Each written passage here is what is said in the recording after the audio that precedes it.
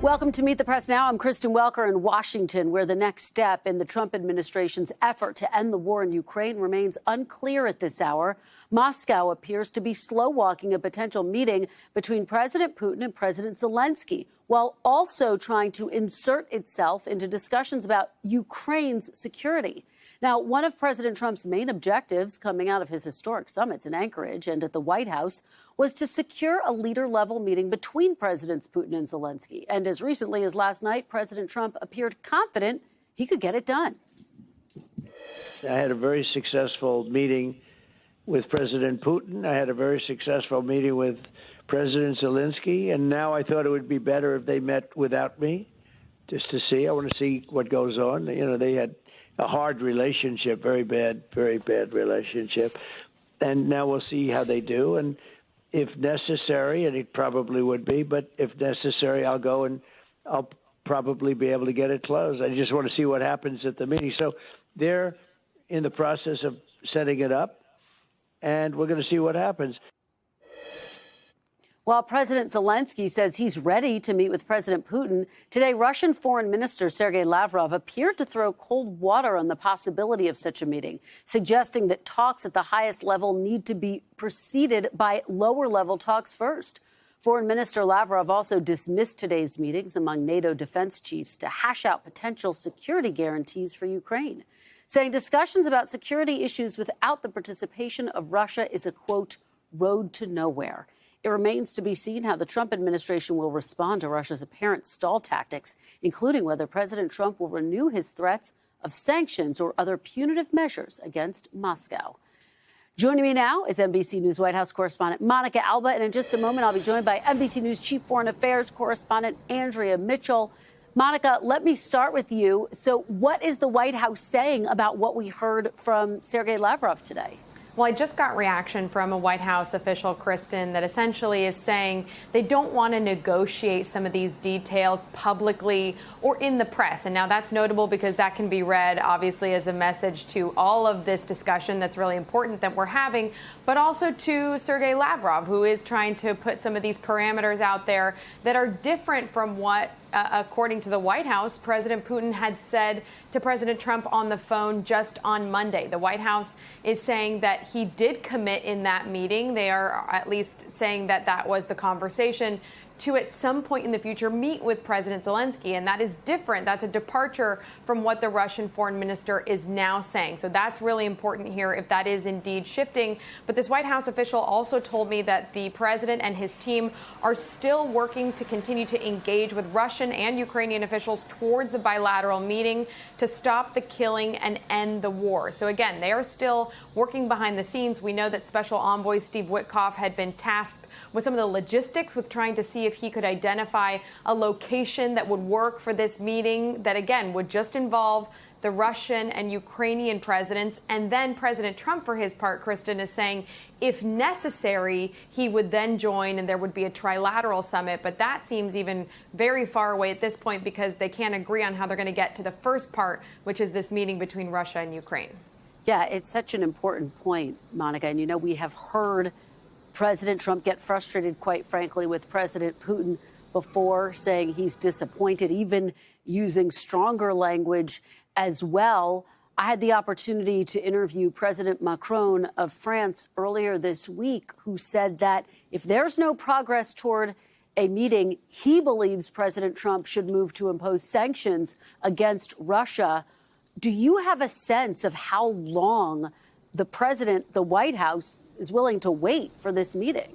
Well, remember, heading into the Alaska summit, President Trump had said that if he wasn't happy with that conversation, there would be severe consequences, potentially sanctions for Russia. And certainly here we are as these negotiations continue, and there's no sign of those sanctions. And there are others and experts who have pointed out that even if you did have sanctions, would that really have much of an impact? In fact, that's something that we heard from even some Trump administration officials making that case, but of course saying that they still are trying to preserve a potential diplomatic path here to see if they can try to broker these conversations. But you mentioned that question of timing, Kristen. It was President Trump who said he thought that these leaders, if they do come face to face, could do so in the next 2 weeks. Now, that's a familiar refrain from this president. Sometimes that just means that's a placeholder until they figure it out. But it's really unclear how long he could have this patience that right now he is holding for President Putin, saying that he does believe he wants an end to this war and does want to pursue a pathway to peace based off, he says, their conversation in Alaska. Andrea, let me turn to you now, because we heard the optimism from President Trump coming out of his summit on Monday. All of the European leaders at the White House, President Zelenskyy at the White House, that strong show of force. And then today we hear from Sergei Lavrov, who seems to downplay the chances of a direct meeting, at least right now, between President Putin and President Zelenskyy. What do you make of where things stand? Do you anticipate we could see that meeting in 2 weeks? I think it's very unlikely, because what Lavrov is saying is that they have to have a role. Russia has to have a role in the security guarantees and how that force is composed. You know, which countries are involved, whether air support, ground support, what units are involved. Well, when I talked to Finland's president the night of the meetings, he said that's not up to them. That's up to us. And that's the European position. Now, President Trump famously has wavered and has been more willing to make concessions, frankly, to Russia. Just in the last 24, 48 hours, Witkoff and the president both saying that it's up to Ukraine to meet in the middle, to reach a middle ground with Russia. What concessions has Russia made? Russia is stretching this out, and they're continuing to bombard Ukraine. And it just seems that they're going to continue stretching it out. I would look to the Senate, to the possibility of Lindsey Graham, whom you talked to, and some of the other Republican senators who are going to get frustrated if this continues too long, because 85 senators have approved sanctions, secondary sanctions, and there's a waiver in there for President Trump to hold them back once they're approved, but at least starting when the Senate comes back, some action, if Vladimir Putin has not made any moves. And the Europeans are going to press for action. And Andrea, just to flesh out the interview a little bit more that you did on Monday, that show of force by top leaders of European countries, what was the significance? What do they think they achieved on Monday? Well, I think importantly, Putin thought or hoped that he would divide the U.S. and NATO. And that show of force was a show of force for Ukraine. And it was that Europe is united. Italy, a relatively conservative leader who is in the Trump camp, showing the strong support. They view the fall of Ukraine to Russia as the beginning of, a threat to their own existence, to Germany, to Poland, Estonia, Finland with its 800-mile-plus border. So they're not going to tolerate that, but they don't have the firepower that the U.S. has. So they need American intelligence, American air support, but not, as the president pointed out, American troops on the ground. That was always a non-starter. But Putin just cannot have a veto over how that security force is comprised. And this coalition of the willing, which is 30 countries, some are NATO countries, but it's a separate unit. So it's a separate composition. And they were co-led by Canada's Mark Carney on Tuesday, the day after the summit here, already planning and taking steps towards how this would be composed. And again, saying that Russia can't veto it. And you lay out so well, Andrea, the implications for Europe more broadly, all of those other countries. President Macron telling me it's a credibility issue, not just for the United States, but for all of Europe, something that could undermine the entire international order. Andrea, Monica, thank you so much for being here. Thank you for starting us off. We really appreciate your reporting and your perspective. Joining me now is a Ukrainian member of parliament, Rudik. Thank you so much for joining us. We really appreciate it. Hello, and thank you so much for having me. Well, we know these are incredibly difficult days, and I wonder, given what you have heard from Russia's foreign minister, both about the likelihood of a meeting between President Putin and President Zelenskyy, and this idea that I was just discussing with Andrea, that he's saying that Russia needs to be a part of the conversation about Ukraine's security guarantees. What do you take from all of this and what we heard from Sergei Lavrov today?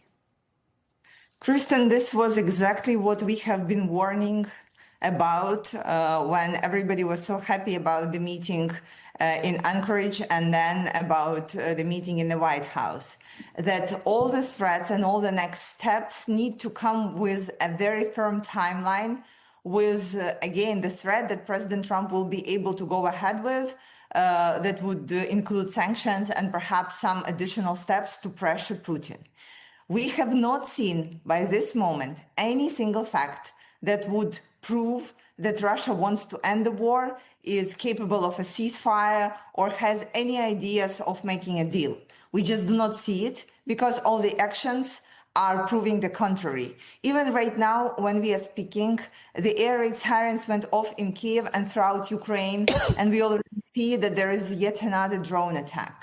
So Putin is definitely trying to escape the sanctions, and he will be dragging any kind of the meeting on, and he will find all kinds of the reasons not to move in the peace process forward. Russia never gave up on any single thing that they were demanding in 2022. And right now, we didn't hear them changing their positions. They want to control Ukraine, or directly or indirectly. They want to influence our path to NATO and European Union. They want to have a say or veto on who will be defending Ukraine in future and what will be security guarantees. So just tell me, what does anyone see as a change in their position, if that is exactly what they had were the reasons why they have attacked us in 2022? And just to be very clear, as we have this conversation today, is it your sense that there is a meeting set up between President Zelenskyy and President Putin, or is it your sense that it's still very much in flux? President Zelenskyy has said that he agrees to the meeting and he would not stand in the way to peace. We have not heard from anyone except President Trump that Putin is ready for this meeting as well. We have heard President Trump saying that Putin told him so, but neither Kremlin, no representatives, no any other representatives of Russia confirmed that this meeting can take place. Nobody. So right now, the feeling on the ground is that there will be different reasons to get Russia yet another month without sanctions, hoping that President Trump's patience will be stretching that long. And what do you think should happen if there is not a direct meeting between Presidents Zelenskyy and Putin? And I ask this against the backdrop of having spoken to President Macron of France, who said there should be sanctions imposed immediately. Is that how you see this? Yes, Kristen, we see that the sanctions should be imposed both from the United States and from the European Union. This year has been not successful in making threats, both from Europeans and the American leader, in making threats and then going ahead with them to Putin, because it seems that he is able to give some small moves and everybody will think, oh, this is the path to peace. Unfortunately, it is not. So there needs to be a clear path of what's going to happen if Putin doesn't want peace, doesn't want ceasefire, something that we have been trying to get from the beginning of all this idea of peaceful negotiations. The sanctions, additional military support, and of course, for the leaders to go ahead on the confiscation of Russian assets and using them for the sake of arming Ukraine and spending it on the additional security matters. This is something that will hit Russia hard. They had been very clear that they don't want to give up on those money, but I see no other ways on pressuring Russia to a ceasefire or to a meeting with President Zelenskyy or to anything else, in fact, rather than just feeding to the leadership of the United States the illusion that it is possible to end the war just by talking to Putin. To the extent that it's possible to poll people in your country, which is obviously in the midst of being attacked daily by Russia, a majority of Ukrainians, based on recent polling, do want to see an end to the fighting, an end to this war. Let me ask you, because the reports are that President Putin is saying he wants to keep the battle lines where they are. His agreement would be he wouldn't go any further into Ukraine. And then the United States is proposing, European allies are proposing, in exchange for NATO-like security agreements. Is that something that you would see as a good deal for Ukraine, to basically freeze the front lines where they are, which essentially gives Putin even more territory than what he's actually claimed? You know, Kristen, it's hard to talk about the polling. If you ask me, I also want the war to end as soon as possible. I dream of it. But are we ready for the things that the war will become a war of our children? Absolutely not. So, of course, the first thing should be the security guarantees, and the people need to be able to trust them.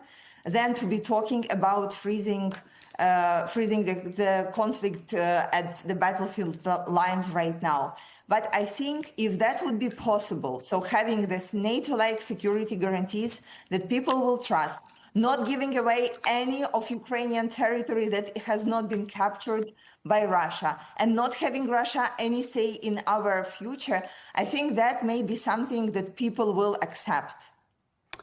Okay, Kira Rudik, thank you so much. Please stay close. Your insights are so important. We really appreciate your joining us. Thank you, and glory to Ukraine. We thank you for watching, and remember, stay updated on breaking news and top stories on the NBC News app or watch live on our YouTube channel.